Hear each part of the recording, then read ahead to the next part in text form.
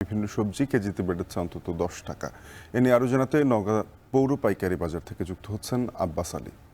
আব্বাস, জানাবেন সবজির সরবরাহ কমার কারণ কি বলছেন ব্যবসায়ীরা, আর সপ্তাহ ব্যবধানে কোন সবজির দাম কতটা বাড়লো?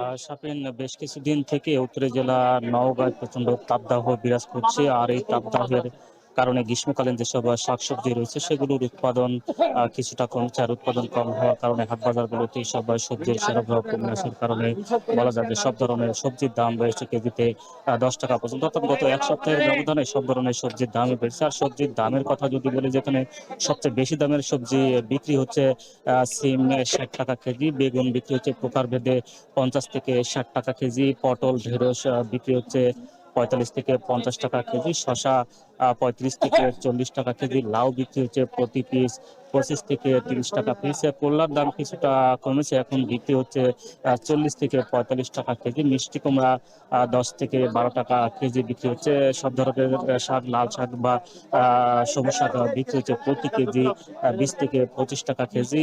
লাউ বা কুড়া যেটা বলে, প্রতি পিস বিক্রি হচ্ছে 2 থেকে 3 টাকা পিস। মরিচ বিক্রি হচ্ছে প্রতি কেজি 35 থেকে 40 টাকা কেজি, এবং আলু আগের দামে বিক্রি হচ্ছে, অর্থাৎ প্রতি কেজি বিক্রি হচ্ছে 15 থেকে 20 টাকা পর্যন্ত।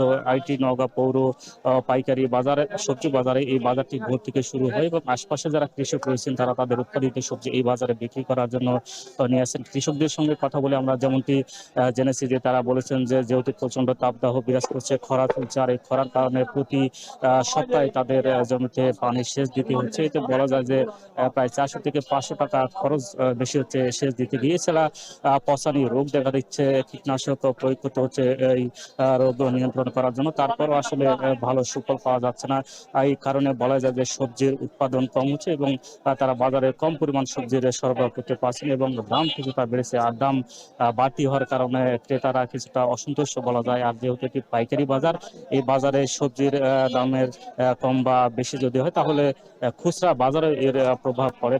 পাশে রয়েছে খুচরা বাজার, এখান থেকে যারা বড় ক্রেতা রয়েছে মূলত তারা এখান থেকে এই সবজিগুলো কিনে নিয়ে গিয়ে কিছুটা বাড়তি দামে তারা সবজিগুলো বিক্রি করে থাকেন। আর এই পাইকারি বাজারে সবজির সরবরাহ কমে আসার কারণে দাম আমরা বেশি দেখেছি, এবং বলা যায় যে আগের তুলনায় এই বাজারে সবজির সরবরাহ মোটামুটি কমেছে। তবে যদি এই বৃষ্টি বা যদি আবহাওয়া ভালো না হয় তাহলে আসলে সবজির উৎপাদন অনেকটাই কমে আসবে, এবং সরবরাহ কম হলে দাম আরো বাড়ার সম্ভাবনা রয়েছে বলে আমরা জেনেছি। তো এই ছিল আমার কাছে সবজির দরদাম নিয়ে সবশেষ।